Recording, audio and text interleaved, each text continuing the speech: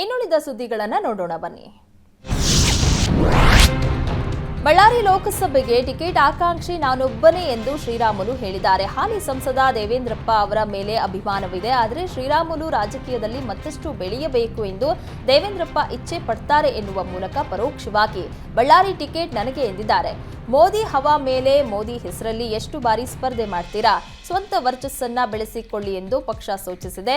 ಮೋದಿ ವಿಶ್ವಾಸದಲ್ಲಿ 80% ಪೂರಕವಾದ ಅಭ್ಯರ್ಥಿ 20% ಶಕ್ತಿಯುತವಾಗಿರಬೇಕಾಗಿದೆ, ಆಗ ಮಾತ್ರ ಅಭ್ಯರ್ಥಿ ಗೆಲ್ತಾರೆ ಎಂದರು. ಬರಗಾಲಕ್ಕೂ ಮೊದಲೇ ಬೆಂಗಳೂರಲ್ಲಿ ನೀರಿಗೆ ಹಾಹಾಕಾರ ಜೋರಾಗಿದ್ದು, ಇದನ್ನೇ ಬಂಡವಾಳ ಮಾಡಿಕೊಂಡ ಖಾಸಗಿ ಟ್ಯಾಂಕರ್ ಮಾಲೀಕರು ಮನಸ್ಸೋ ಇಚ್ಛೆ ವಸೂಲಿಗೆ ಇಳಿದಿದ್ದಾರೆ.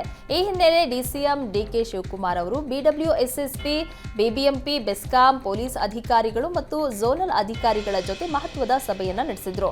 ಮಾರ್ಚ್ 7ರವರೆಗೂ ಖಾಸಗಿ ಟ್ಯಾಂಕರ್ಗಳಿಗೆ ನೋಂದಣಿಗೆ ಅವಕಾಶ ನೀಡಿದ್ದು, ಆ ಬಳಿಕ ಮತ್ತೊಂದು ಸುತ್ತಿನ ಸಭೆ ನಡೆಸಿ ಕಠಿಣ ಕ್ರಮವನ್ನ ಕೈಗೊಳ್ಳಲಾಗುವುದು. ನೀರಿನ ಹಕ್ಕು ಸರ್ಕಾರದ್ದು, ಸರ್ಕಾರ ಯಾವ ನೀರನ್ನ ಬೇಕಾದರೂ ಕಂಟ್ರೋಲ್ಗೆ ತೆಗೆದುಕೊಳ್ಳಬಹುದು ಅಂತ ಹೇಳಿದ್ರು. ಬತ್ತಿ ಹೋಗಿರುವ ಬೋರ್ವೆಲ್ಗಳಿಗೆ ರೀಬೋರಿಂಗ್ ಮಾಡಲು ಸೂಚನೆಯನ್ನ ನೀಡಿದ್ರು. ಕೋಟೆನಾಡು ಚಿತ್ರದುರ್ಗದಲ್ಲಿ ಕುಡಿಯುವ ನೀರಿಗೆ ಹಾಹಾಕಾರ ಶುರುವಾಗಿದೆ. ಆಂಧ್ರಪ್ರದೇಶದ ಖಾಸಗಿ ಟ್ಯಾಂಕರ್ಗಳಿಂದ ನೀರು ಪೂರೈಕೆ ಮಾಡಿಕೊಳ್ಳಲಾಗಿದೆ.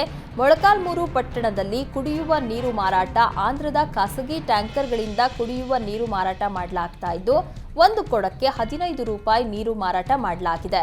ಮೊಳಕಾಲ್ಮೂರು ಪಟ್ಟಣದ ಜನರಿಗೆ ನೀರು ಪೂರೈಕೆಯಲ್ಲಿ ಅಧಿಕಾರಿಗಳು ವಿಫಲವಾಗಿದ್ದಾರೆಂದು ಸ್ಥಳೀಯರು ಕಿಡಿಕಾರಿದ್ದಾರೆ. ಭಟ್ಕಳದ ತೆಂಗಿನಗುಂಡಿ ಬಂದರು ಆವರಣದಲ್ಲಿ ಹನುಮಾನ್ ಧ್ವಜ ಅಳವಡಿಕೆ ಮಾಡಲಾಗಿದೆ. ಸಂಸದ ಅನಂತಕುಮಾರ್ ಹೆಗಡೆ, ಮಾಜಿ ಶಾಸಕ ಸುನಿಲ್ ನಾಯಕ್ ನೇತೃತ್ವದಲ್ಲಿ ಧ್ವಜ ಅಳವಡಿಕೆ ಮಾಡಲಾಗಿದೆ. ಧ್ವಜ ಅಳವಡಿಕೆಯಲ್ಲಿ ಬಿಜೆಪಿ ಕಾರ್ಯಕರ್ತರು ಭಾಗಿಯಾಗಿದ್ದು, ಜೈ ಶ್ರೀರಾಮ್, ಹರ ಹರ ಮಹಾದೇವ್ ಎಂದು ಘೋಷಣೆಯನ್ನ ಕೂಗಿದ್ರು. ಹನುಮಾನ್ ಧ್ವಜದ ಜೊತೆ ಸಾವರ್ಕರ್ ಬೀಚ್ ಅನ್ನೋ ನಾಮಫಲಕವನ್ನು ಅಳವಡಿಕೆ ಮಾಡಲಾಯಿತು. ಕಡಬದಲ್ಲಿ 3 ವಿದ್ಯಾರ್ಥಿನಿಯರ ಮೇಲೆ ಆಸಿಡ್ ದಾಳಿ ನಡೆದಿದ್ದು, ಪ್ರೇಮ ವೈಫಲ್ಯದಿಂದ ಸಿಟ್ಟಿಗೆದ್ದು ಹುಚ್ಚು ಪ್ರೇಮಿ ಅಬಿನ್ ಆಸಿಡ್ ಎರಚಿದ್ದಾನೆ ಎಂದು ಹೇಳಲಾಗ್ತಾ ಇದೆ. ಪೊಲೀಸರ ಎದುರು ಪ್ರೇಮ ವೈಫಲ್ಯದ ವಿಷಯವನ್ನ ಬಿಚ್ಚಿಟ್ಟಿದ್ದಾನೆ ಅಬಿನ್. ಇಬ್ಬರು ಒಂದೇ ಊರಿನವರಾಗಿದ್ರು. ಅಬಿನ್ ಮಲ್ಲಂಪುರಂ ಜಿಲ್ಲೆಯ ನೇಲಂಬೂರ್ ನಿವಾಸಿಯಾಗಿದ್ದು, ಯುವತಿಯ ತಾಯಿ ಕೂಡ ಅದೇ ಊರಿನವರು. ಆಗಾಗ ಯುವತಿ ಅಜ್ಜಿ ಮನೆಗೆ ಹೋಗ್ತಾ ಇದ್ದಾಗ ಅಬಿನ್ಗೆ ಪ್ರೇಮಾಂಕುರವಾಗಿದೆ. ಈತನ ಜೊತೆ ಯುವತಿ ಪ್ರೇಮ ಪ್ರಸ್ತಾಪ ನಿರಾಕರಿಸಿದ್ದು, ಅದೇ ಸಿಟ್ಟಿಗಾಗಿ ಕಾಲೇಜಿಗೆ ಬಂದು ಆಸಿಡ್ ಎರಚಿದ್ದಾನೆ. ಬರಗಾಲದಿಂದ ಜನ ಗುಳೆ ಹೋಗ್ತಾ ಇರುವ ಬಗ್ಗೆ ಏಷ್ಯಾನೆಟ್ ಸುವರ್ಣ ನ್ಯೂಸ್ ಕವರ್ ಸ್ಟೋರಿ ವರದಿ ಬಿತ್ತರಿಸಿದ್ದು, ಈ ಬಗ್ಗೆ ಕಲಬುರಗಿಯಲ್ಲಿ ವಿರೋಧ ಪಕ್ಷದ ನಾಯಕ ಆರ್ ಅಶೋಕ್ ಪ್ರತಿಕ್ರಿಯೆ ನೀಡಿದ್ರು. ಸರ್ಕಾರಕ್ಕೆ ಕಳೆದ 5 ತಿಂಗಳಿಂದ ಹೇಳ್ತಾ ಬರ್ತಾ ಇದ್ದೀವಿ, ಗುಳೆ ತಡೆಗಟ್ಟಲು ಅಗತ್ಯ ಕ್ರಮ ಕೈಗೊಳ್ಳಿ, ಜನರಿಗೆ ಸ್ಥಳೀಯವಾಗಿ ಉದ್ಯೋಗ ಕೊಡಿ.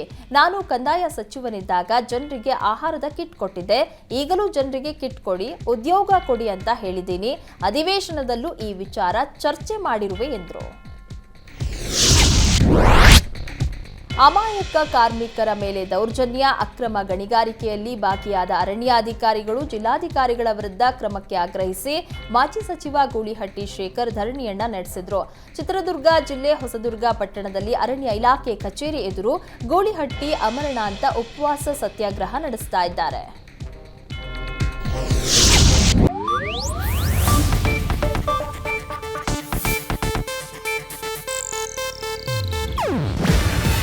ಇದು ಏಷ್ಯಾನೆಟ್ ನ್ಯೂಸ್ ನೆಟ್ವರ್ಕ್ ಪ್ರಸ್ತುತಿ. ನೀವು ನೋಡ್ತಿದ್ದೀರಾ ಏಷ್ಯಾನೆಟ್ ಸುವರ್ಣ ನ್ಯೂಸ್.